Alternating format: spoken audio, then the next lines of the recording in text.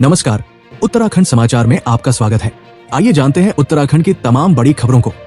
उससे पहले यदि आपने चैनल को सब्सक्राइब नहीं किया है तो सब्सक्राइब करके वीडियो को लाइक जरूर कर दें। तो चलिए शुरू करते हैं। पंचायत प्रतिनिधियों में असंतोष, सरकार के फैसले पर उठाए सवाल। उत्तराखंड में पंचायत चुनाव की देरी और जिला पंचायत अध्यक्षों को प्रशासक नियुक्त करने पर विवाद गहरा गया है। सरकार के इस निर्णय ने ग्राम और ब्लॉक पंचायत प्रतिनिधियों को नाराज कर दिया है। उन्होंने इसे भेदभावपूर्ण बताते हुए कहा कि सरकार ने उनके साथ दोहरा रवैया अपनाया है। कांग्रेस ने इस निर्णय को असंवैधानिक करार देते हुए इसे चुनौती देने की बात कही। ग्राम पंचायतों और क्षेत्र पंचायतों में एसडीएम और अन्य अधिकारियों को प्रशासक बनाया गया है। सरकार के इस कदम से राजनीतिक तनाव बढ़ा है, जबकि पंचायत प्रतिनिधि चुनाव प्रक्रिया जल्द शुरू करने की मांग कर रहे हैं। वीरता के प्रतीक खलंगा मेले में सीएम धामी ने की बड़ी घोषणाएं। देहरादून में आयोजित 50वें खलंगा मेले में सीएम पुष्कर सिंह धामी ने वीर गोरखा योद्धाओं को नमन किया। उन्होंने आयोजन समिति को 5 लाख रुपए देने और स्मारिका का विमोचन करने की घोषणा की। सीएम ने गोरखा योद्धाओं की वीरता और बलिदान को देशभक्ति की प्रेरणा बताया। कुंवर बलभद्र थापा और उनके सैनिकों के 1814 के एंग्लो गोरखा युद्ध में योगदान को ऐतिहासिक बताते हुए उन्होंने इसे नई पीढ़ी के लिए प्रेरणा का स्रोत कहा। ये मेला संस्कृति और वीरता को सहेजने का माध्यम है। उत्तरकाशी में महापंचायत गरमाई, 15 दिन बाद फिर प्रदर्शन की घोषणा। उत्तरकाशी की महापंचायत में हिंदूवादी नेताओं ने मस्जिदों और मजारों को अवैध बताते हुए जांच की मांग उठाई। विश्व हिंदू परिषद ने उत्तरकाशी को धार्मिक नगरी घोषित करने और 15 दिन बाद बड़े प्रदर्शन की चेतावनी दी। बीजेपी नेता टी राजा ने लैंड जिहाद पर कड़ी कार्रवाई और उत्तराखंड में बुलडोजर नीति लागू करने की अपील की। इस महापंचायत ने धार्मिक और सामाजिक मुद्दों को लेकर राज्य में नई बहस छेड़ दी है। बड़ी संख्या में लोगों की भागीदारी से ये मामला और गंभीर हो गया है। खेल महाकुंभ में खिलाड़ियों को मिली बड़ी सौगात, मुख्यमंत्री ने किया आरक्षण का ऐलान। उत्तराखंड में राज्य स्तरीय खेल महाकुंभ का शुभारंभ करते हुए सीएम धामी ने खिलाड़ियों को 4% आरक्षण देने की घोषणा की। विजेता खिलाड़ियों को सीधी भर्ती और नकद पुरस्कार मिलेगा। स्कीइंग में प्रदर्शन करने वाली अमीषा चौहान को 50 लाख रुपए और अन्य खिलाड़ियों को भी प्रोत्साहन राशि प्रदान की गई। मुख्यमंत्री ने कहा कि खेल महाकुंभ ग्रामीण और जनपद स्तर के युवाओं को प्रतिभा दिखाने का बड़ा मंच देता है। सरकार राज्य में खेलों को नई ऊंचाई पर ले जाने के लिए प्रतिबद्ध है। पौड़ी में दस्तावेज जांच के लिए बनी कमेटी, फर्जीवाड़े पर होगी कार्रवाई। पौड़ी जिले में सड़क दुर्घटना के बाद नेपाली मूल के लोगों के फर्जी दस्तावेजों को लेकर शिकायतें बढ़ी। जिलाधिकारी ने जांच के लिए समिति का गठन किया है। ये समिति आधार कार्ड और ड्राइविंग लाइसेंस की सत्यता की पड़ताल करेगी। ग्रामीणों ने आरोप लगाया था कि कई बाहरी लोग अवैध तरीके से दस्तावेज बनाकर गाड़ियों का संचालन कर रहे हैं। समिति की जांच के बाद गड़बड़ी पाए जाने पर सख्त कार्रवाई की जाएगी। ये कदम सुरक्षा और प्रशासनिक व्यवस्था को बेहतर बनाने के लिए उठाया गया है। कैंची धाम के जाम से परेशान व्यापारियों का फूटा गुस्सा, रानीखेत में किया चक्का जाम। रानीखेत में व्यापारियों ने कैंची धाम के पास लगने वाले जाम के खिलाफ सुभाष चौक पर चक्का जाम किया। व्यापारियों का कहना है कि ये जाम पर्यटन और स्थानीय व्यापार को बुरी तरह प्रभावित कर रहा है। प्रांतीय उद्योग व्यापार मंडल के अध्यक्ष मोहन नेगी ने बाईपास बनाने की मांग करते हुए कहा कि सरकार ने जल्द कदम नहीं उठाए तो बड़ा आंदोलन होगा। जाम के कारण गंभीर मरीजों को अस्पताल पहुंचाने में दिक्कत हो रही है। प्रदर्शन में व्यापार मंडल के कई सदस्य शामिल हुए और नारेबाजी की। व्यापारियों ने इसे पूरे कुमाऊं क्षेत्र की समस्या बताया।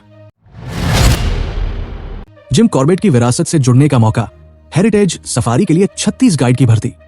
कॉर्बेट हेरिटेज सफारी जोन 15 दिसंबर से पर्यटकों के लिए खोला जाएगा।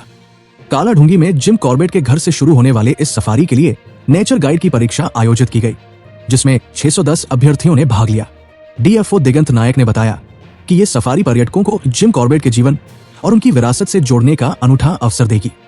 सफारी में 42 किलोमीटर का सफर, जिसमें 20 किलोमीटर जंगल सफारी और 22 किलोमीटर का ट्रेक शामिल है। ये जोन पर्यावरण संरक्षण और स्थानीय पर्यटन को बढ़ावा देगा।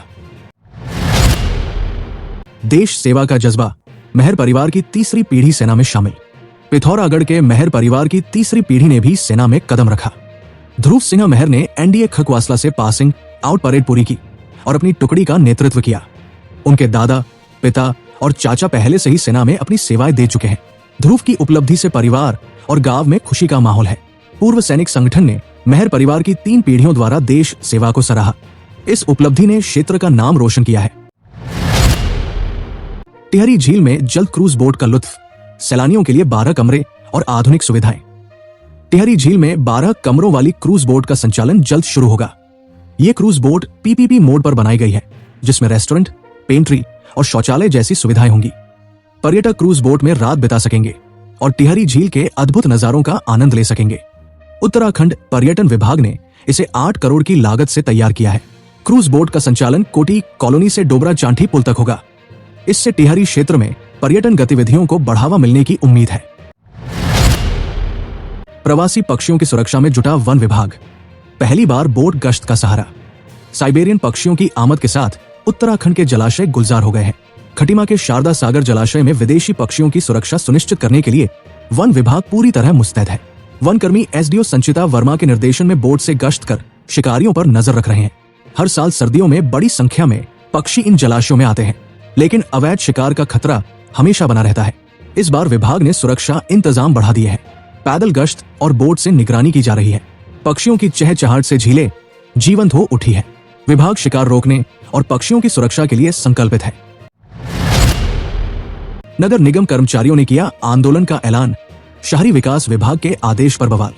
अल्मोड़ा नगर निगम के कर्मचारियों ने संविदा और आउटसोर्सिंग कर्मियों को हटाने के आदेश के खिलाफ मोर्चा खोल दिया है। उन्होंने आदेश रद्द न होने पर आंदोलन और निकाय चुनाव के बहिष्कार की चेतावनी दी है। देवभूमि सफाई कर्मचारी संघ के महामंत्री ने कहा कि सरकार उनकी पुरानी मांगे नहीं मान रही। इसके बजाय कर्मचारियों को हटाने के आदेश जारी किए गए हैं। सोमवार से प्रदर्शन शुरू होगा। यदि 10 दिसंबर तक आदेश रद्द नहीं हुआ तो सफाई व्यवस्था ठप कर दी जाएगी। कर्मचारियों का कहना है कि शोषण बर्दाश्त नहीं किया जाएगा। अवैध शिकार करते पकड़ा गया व्यक्ति, प्रतिबंधित मांस और बंदूक बरामद। हल्द्वानी के तराई पूर्वी वन प्रभाग की टीम ने जंगल से अवैध शिकार कर रहे एक व्यक्ति को गिरफ्तार किया है। आरोपी के पास से प्रतिबंधित मांस और एक नाली बंदूक बरामद हुई है। डॉली रेंज की वन क्षेत्राधिकारी नवीन पवार ने बताया कि आरोपी ने जंगल में जंगली सुअर का शिकार कर मांस पकाने की तैयारी कर रखी थी। विभाग ने आरोपी पर वन्य जीव संरक्षण अधिनियम के तहत कार्रवाई की। ठंड के मौसम में शिकारियों की सक्रियता बढ़ने के कारण गश्त तेज कर दी गई है। सीसीटीवी से भी निगरानी की जा रही है। बद्रीनाथ मास्टर प्लान ने पकड़ी रफ्तार, बर्फबारी से पहले काम पूरा करने का लक्ष्य। बद्रीनाथ धाम में कपाट बंद होने के बाद मास्टर प्लान के तहत निर्माण कार्य तेज हो गए हैं। जिलाधिकारी संदीप तिवारी ने रविवार को परियोजना का निरीक्षण किया और कार्य समय पर पूरा करने के निर्देश दिए। टीआईसी, सिविक एमिनिटी सेंटर और अराइवल प्लाजा का 90% काम पूरा हो चुका है। रिवर फ्रंट और सीवरेज लाइन की मरम्मत के निर्देश भी दिए गए हैं। इस सीजन में बर्फबारी से पहले निर्माण कार्य पूरा करने का प्रयास किया जा रहा है। तीर्थ यात्रियों के लिए व्यवस्थाएं सुनिश्चित की जा रही है। खटीमा गोलीकांड के शहीदों की उपेक्षा, शौर्य दीवार पर 2 नाम गायब। उत्तराखंड राज्य आंदोलनकारी मंच ने देहरादून विधानसभा के शौर्य दीवार पर खटीमा गोलीकांड के 2 शहीदों की तस्वीरें नहीं लगाने पर नाराजगी जताई है। विधानसभा परिसर के पुनर्निर्माण कार्य के दौरान शौर्य दीवार पर खटीमा गोलीकांड के 5 शहीदों के पोर्ट्रेट लगाए गए हैं, लेकिन रामपाल और सलीम अहमद को भुला दिया गया। मंच के प्रवक्ता प्रदीप कुकरेती ने इस लापरवाही को लेकर सवाल उठाए हैं और राज्य सरकार से सुधार की मांग की है। ये मुद्दा राज्य आंदोलनकारियों के योगदान की उचित पहचान की आवश्यकता को उजागर करता है। बद्रीनाथ और हेमकुंड साहिब की चोटियां बर्फविहीन, मौसम ने बढ़ाई चुनौतियां। बद्रीनाथ धाम और हेमकुंड साहिब की ऊंची चोटियों पर बर्फविहीन स्थिति से मौसम की बेरुखी साफ दिखाई दे रही है। इस वर्ष नवंबर के अंत तक बर्फबारी न होने से स्थानीय प्रशासन को आशंका है कि शीतकालीन यात्रा में भी कठिनाइयां आ सकती हैं। हालांकि बद्रीनाथ में मास्टर प्लान के काम में तेजी आई है, लेकिन शीतलहर ने कार्यों में रुकावट डाली है। हेमकुंड साहिब में भी शीतकाल में बर्फ का न होना स्थानीय लोगों के लिए चिंता का विषय बना हुआ है। उत्तराखंड शीतकालीन यात्रा की योजना, 12 महीने यात्रा चलाने का संकल्प। मुख्यमंत्री पुष्कर सिंह धामी ने उत्तराखंड की शीतकालीन चारधाम यात्रा की योजना की घोषणा की है। उनका कहना है कि सरकार अब 12 महीने चारधाम यात्रा की व्यवस्था को साकार करने के लिए प्रतिबद्ध है। उन्होंने शीतकालीन यात्रा स्थलों पर प्रवास का संकल्प लिया है और जनवरी से जनवरी तक यात्रा की जानकारी पहुंचाने का ऐलान किया है। मंत्री और भाजपा पदाधिकारी भी श्रद्धालुओं को आमंत्रित करने के लिए शीतकाल में इन स्थलों पर प्रवास करेंगे। कायाकल्प अवार्ड के लिए अस्पतालों का निरीक्षण, खामियों की पहचान। उत्तराखंड में राष्ट्रीय स्वास्थ्य मिशन के तहत कायाकल्प अवार्ड के लिए अस्पतालों का निरीक्षण तेज हो गया है। निरीक्षण के दौरान कई खामियां उजागर हुई है, जैसे कचरे का सही तरीके से निस्तारण न होना और आवश्यक दस्तावेजों की अनुपस्थिति। निरीक्षण टीम ने अधिकारियों को इन खामियों को सुधारने की चेतावनी दी है। इस अवार्ड से जुड़े अस्पतालों को सफाई व्यवस्था और मरीजों की देखभाल में सुधार की दिशा में सख्त निर्देश दिए गए हैं। भारतीय तटरक्षक बल में भर्ती की शुरुआत, आवेदन की तारीख जारी। भारतीय तटरक्षक बल ने असिस्टेंट कमांडेंट पदों पर भर्ती के लिए आवेदन की प्रक्रिया शुरू कर दी है। इच्छुक उम्मीदवार 5 से 24 दिसंबर तक ऑनलाइन आवेदन कर सकते हैं। ये भर्ती 2026 बैच के लिए है और इसमें कुल 140 रिक्तियां। उम्मीदवारों के पास जनरल ड्यूटी, जीडी और तकनीकी शाखाओं में नौकरी के अवसर होंगे। इस भर्ती के तहत चयनित उम्मीदवारों को उत्कृष्ट वेतन और करियर की दिशा में बेहतरीन अवसर मिलेंगे।